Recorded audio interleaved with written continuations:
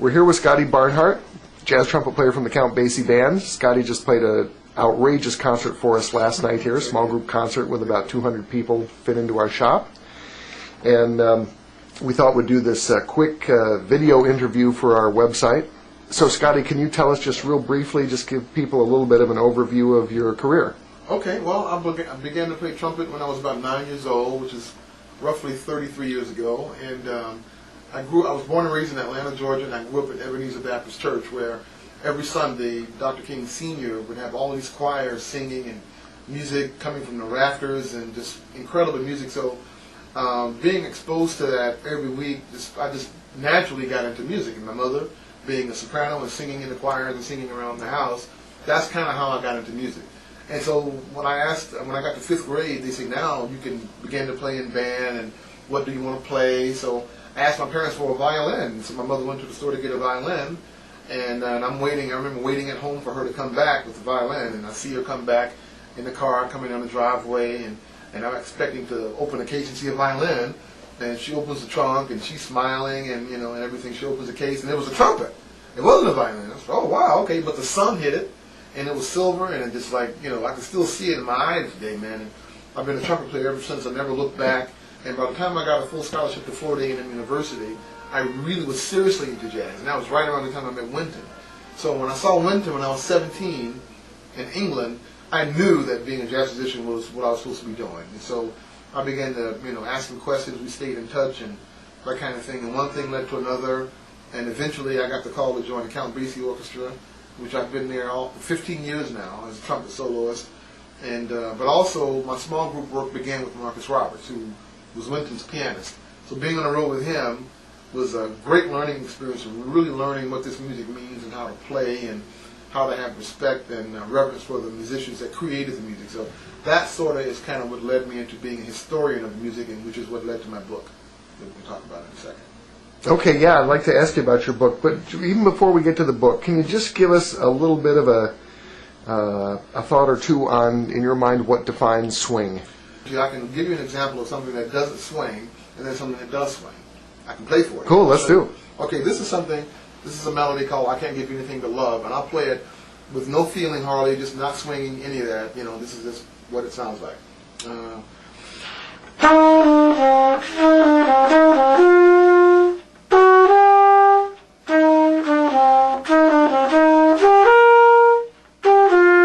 But now, if I think about what the essence of jazz means, which is to swing, which is to play with a rhythmic lilt, it sounds like this.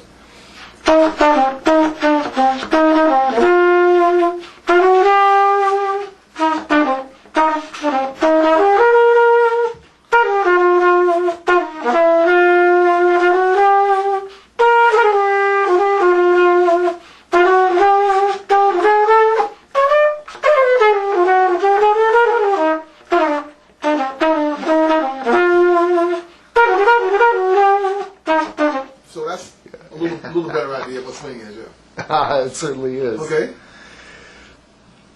What is it about small group jazz that you love? Small group jazz, man. When you have a bass, when you're standing in the middle of a bassist, acoustic bassist, acoustic piano, and a set of drums, to stand in the middle of a group of musicians like that, no matter what you decide to play, they have you. And you can just relax and not worry about anything and just play. And know that no matter what chances you may want to take harmonically or rhythmically, the end result will be one from a group collective sound, which is what you don't get in a lot of other instances. So is it fair to say that small group jazz is spontaneous, intimate communication? Exactly. That's one of the best definitions I've heard. Yeah, absolutely. I tell you this, if it had not been for my small group work with Marcus Roberts on the road every night for 2 or 3 months playing constantly, I would not have been ready for the Basie Orchestra. Because by the time you get to a big band, you need to know how to play already. Because there's not enough solo space for you to sit down and work out your ideas and to work out what you think you need to sound like. So the small group setting prepared me for the big band setting. And I love both equally, because now in the big band setting, the challenge is to take something that would normally take me 10 or 12 courses to get to in a small group. I have to do that same thing in 2 courses or 1 course in the big band. So you're forced to edit your thinking a lot quicker and a lot sharper with the big band, as well as stay out of their way when they begin to accompany you, come in with the saxes and the bones and the trumpets, you want to stay out of their way, even though you're improvising. What are the common challenges that today's students that you work with face in trying to become the next generation of jazz greats? Well, the main one, and this comes directly from Freddie Hubbard, that I've talked to about it, is that we live in basically a microwave society now in 2007.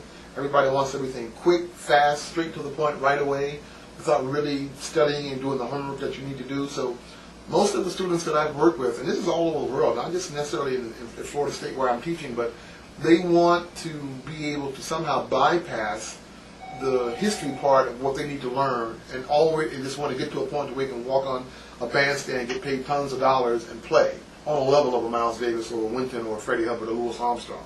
And so what I have to explain to them, being a jazz musician is a lifelong process. You don't learn to do it in 5 years, you don't learn to do it in 10 years. It's a lifelong process that hopefully starts early enough so you'll have the necessary tools for a foundation to build upon. In order to really learn anything, whether it be mathematics even, you have to learn to add and subtract before you can do calculus.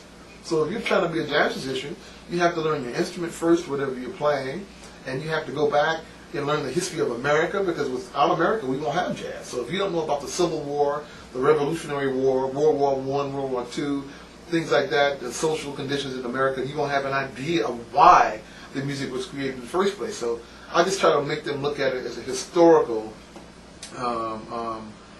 journey as well as a musical one.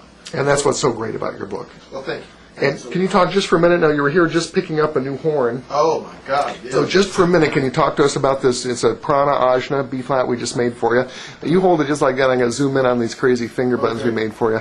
We do need to get you to the airport, but real quick, we're going to... Beautiful. Thank you very much, Dave.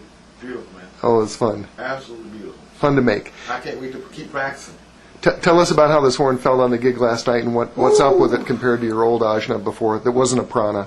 Well, the old Ajna before, this compared to the other one, this plays a lot quicker, a lot faster, and it allows me to really, really put a lot more power behind it, even more than I used to put behind it when I have to. So that's why when I used to plunger last night, it was just, I was in heaven because I could play real loud and full, and then right behind that I play a real soft phrase and the notes will still speak, just as evenly and cleanly as I would like for them to speak.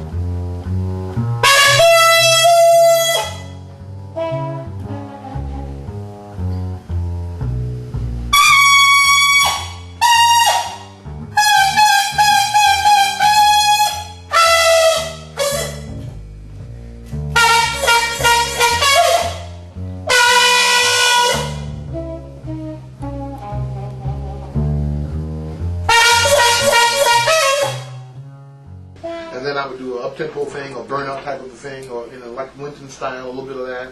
And it just responded. But I just can't wait to get home and keep practicing and get to know it better.